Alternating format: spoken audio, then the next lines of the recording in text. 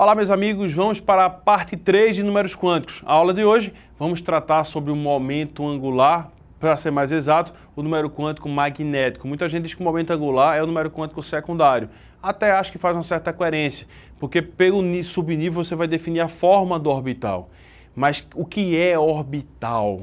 Essa é a anotação que você vai começar fazendo aqui em cima. Escreve aqui anotação, começa a digitar orbital, diferente de órbita. Primeira observação, um orbital é uma coisa, uma órbita é outra. O que é a órbita? É o nível de energia. E o que é o orbital? Escreve agora, é a região do espaço onde existe a maior probabilidade de localizar um elétron. O que é um orbital? É a região do espaço onde existe a maior probabilidade de localizar um elétron, onde você vai ter a possibilidade de encontrar um elétron. É assim, imagine, hoje é sexta-feira, de sexta para sábado, onde você vai estar às 4 horas da manhã. A maior chance de te encontrar às 4 horas da manhã, provavelmente, é na tua cama. Mas você concorda que você pode ter saído? Ou que você pode estar com uma dor de barriga, que você pode estar no banheiro? O que é o orbital? É essa região probabilística. É uma estatística. É uma tentativa, onde existe máxima probabilidade de encontrar, mas não quer dizer que vai encontrar, porque existe sempre uma incerteza. De quem é essa incerteza? Heisenberg. A incerteza é de Heisenberg. O orbital é o que tenta derrubar essa incerteza. O orbital diz assim, eu vou encontrar, o elétron deve estar aqui, achei! E ele saiu. Você sempre vai ter essa incerteza. Pode até localizar, mas vai ser difícil. Existe sempre uma incerteza. E o que é orbital? Região do espaço onde existe a máxima probabilidade de localizar um elétron. Anota uma terceira observação. Quem define a forma do orbital, quem define a forma do orbital é o subnível.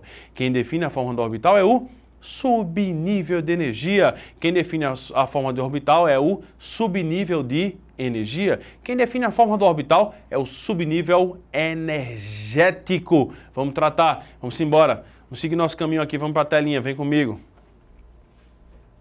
Orientação no espaço. Por exemplo, o subnível S. Qual é a forma do subnível S? O subnível S dá sempre um formato para o orbital esférico. Sempre é esférico. Está aí o exemplo do subnível 1S e está aqui o subnível 2S. Qual é a diferença entre o nível 1 e o nível 2? O tamanho.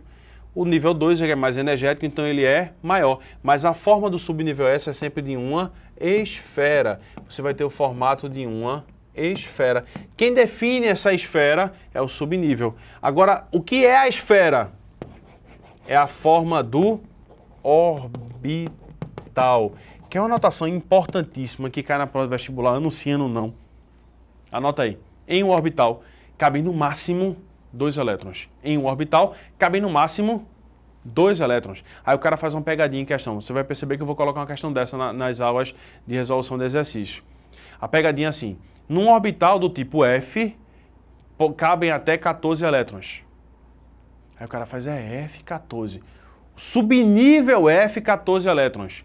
Um orbital F, 2. Não importa o formato da cama, não. Imagina um orbital como sendo a cama. Assim, o nível agora vai ser tua casa. O subnível é o quarto. E o orbital é a cama. Quantas pessoas dormem numa cama? Hã? Não depende não. Que conversa é essa? Depende. Claro que não depende. Quantas pessoas dormem numa cama? Uma, que é o mais confortável.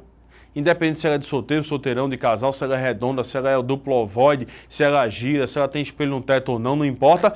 Uma, ou no máximo, 2. Ei, tira isso da sua cabeça. Nada disso.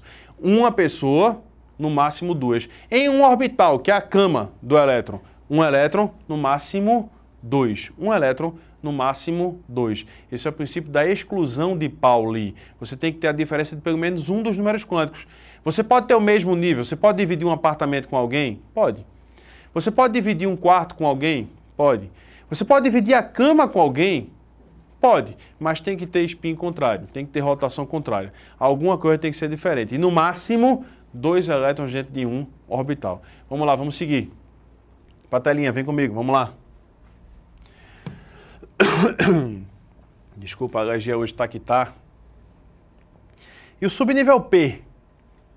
O subnível P dá que forma para o orbital? O subnível P dá uma forma de um duplo ovoide. Quando você olha assim no plano, você tem a impressão que é o símbolo do infinito. Mas na realidade isso aqui lembra muito mais uma ampulheta. Ampulheta de areia.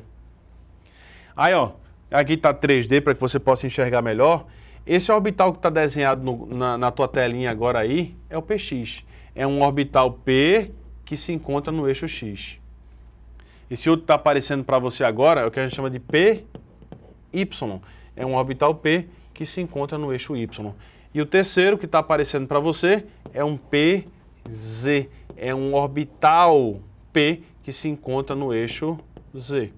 Sempre duplo ovoide, eu coloquei separado para não virar aquela bagunça que normalmente você encontra em livros, mas você tem um orbital que é o PX, um orbital que é o PY e um orbital que é o PZ. Quantos elétrons cabem nesse orbital PX? 2. Quantos elétrons cabem nesse orbital PY? 2. Quantos elétrons cabem nesse orbital PZ? 2. Se você somar, quanto é que dá 2 mais 2 mais 2? 6. No subnível P, cabem 6 elétrons. Nos orbitais P, só cabem 2 elétrons. Em cada orbital, no máximo 2 elétrons. Pelo amor de Deus, não vai errar isso não. Deixa isso para os principiantes. Você não está mais nessa não. Subnível P, são 6 elétrons. Orbital P, 2 elétrons. Orbital P, 2 elétrons. Vou seguir nossa história, vou apagar. Você dá uma pausa, anota o que achar necessário. O próximo e último número quântico, não, ainda tem aqui, desculpa, ainda tem os orbitais do tipo D. Veja, subnível D são 10 elétrons, então você tem 5 orbitais, porque cada orbital só cabem 2 elétrons. Concorda comigo? Cada orbital, 2. Se eu tenho que colocar 10 elétrons, então em cada orbital ficam 2. E esses orbitais têm formatos estranhos. Esses formatos não caem em prova vestibular tradicional, a não ser que você vai fazer uma prova do ITA ou IME, alguma coisa do tipo. Coveste ou PE pode esquecer. Tá aí só para matar a sua curiosidade. São os orbitais que vão formar os orbitais do tipo D. São 5 orbitais, em cada um deles, 2 elétrons. 2, mais 2, 4, mais 2, 6, mais 2, 8, mais 2, 10. A soma de todos os orbitais vai te dar o subnível. O somatório dos orbitais vai determinar a quantidade de elétrons em um subnível. Pronto. Quando você somar todos os orbitais, você vai ter a quantidade de elétrons que se encontra em um subnível. Vamos lá? Quarto e último número quântico, que é o número quântico que a gente conhece como spin. O spin é rotação. Vou colocar as imagens aqui para que você possa olhar logo para ela. É muito comum que a gente coloque um elétron com uma setinha para cima e uma setinha para baixo. Aí diga, essa setinha para cima vale mais meio. A setinha para baixo vale menos meio. Ou até o contrário, você pode dizer que essa é negativa e essa é positiva. Sim, o que danado é isso? Olha para mim. Vou te explicar agora de uma vez por todas o que é spin para que você nunca mais esqueça. Se você já jogou tênis, existem 2 movimentos que colocam rotação na bola. Um é chamado de top spin, ou simplesmente spin. É quando você bate na raquete, bate na bola com a raquete, que faz com que ela gire nessa direção, em direção ao teu oponente. Aí quando ela bate na quadra, ela acelera em direção ao oponente.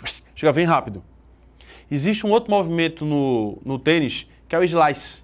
Quando você bate na bola, cortando a bola, bate por baixo na bola, vai cortando. Aí ela vai com essa rotação. Qual é a vantagem dessa bola? Essa é uma bola que desacelera, é uma bola normalmente de segurança, uma bola curta. Você vai jogar a bola, ela vai cair na quadra e se você jogar devagar demais, é capaz dela cair na quadra e voltar em direção à rede, fugindo do oponente.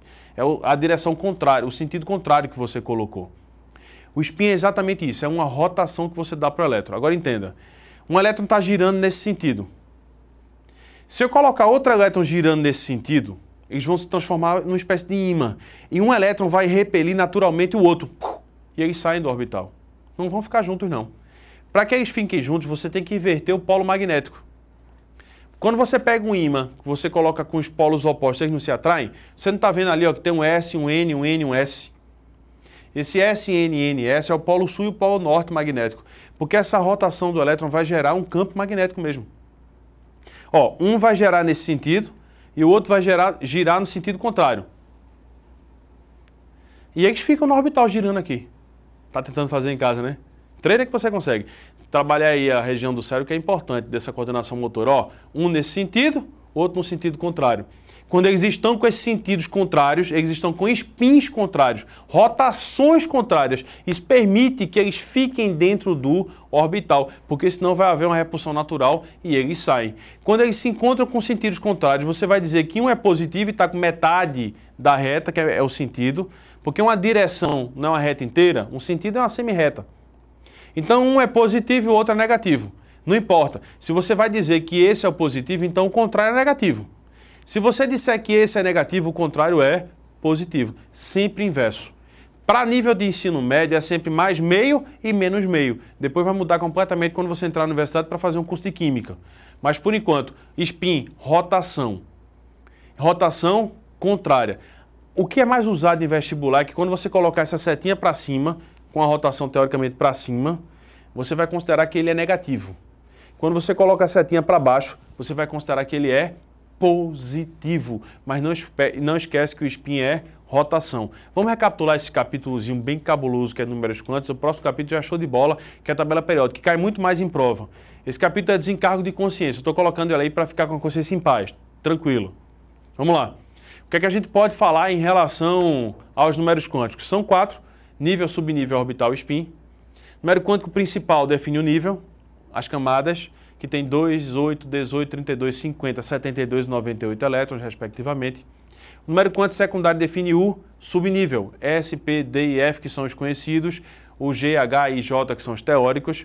Quantidade de elétrons, 2, 6, 10, 14, é uma progressão geométrica, mais 4, 18, mais 4, 22, mais 4, 26, mais 4, 30, sem estresse. Aí surgem os orbitais, que é a região do espaço onde existe a maior probabilidade de localizar um elétron. O que é um orbital? É a região do espaço onde existe a máxima probabilidade de localizar um elétron. É a cama do elétron. O nível, a casa. O subnível, o quarto. O orbital, a cama. Quantas pessoas cabem numa cama? No máximo 2, desde que apresentem rotações contrárias. Show de bola, guarde no seu coração, assista a aula de resolução de questões aí, são 2 aulas resolvendo questões dessas 3 aulas de números quânticos. Um prazer imenso, baixa em PDF, tenta aí, é pouco importante, mas você tem que tentar, você tem que fazer. A gente tem 4 meses para definir sua aprovação e nós vamos conseguir, mas temos que conseguir juntos. Braço bem forte, vamos lá, vamos trabalhar.